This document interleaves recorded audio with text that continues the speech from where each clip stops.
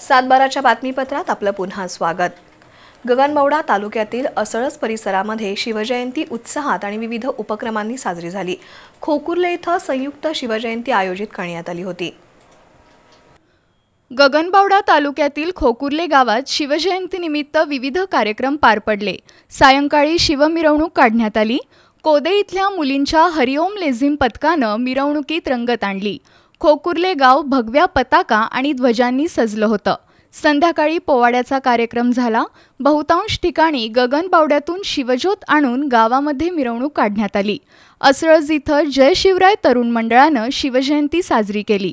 त्याचबरोबर शेणवडे, अणदूर, मांडुकली यांसह गावागावात ग्रामपंचायत, शाळा, तरुण मंडळांनी मोठ्या उत्साहात शिवजयंती साजरी केली।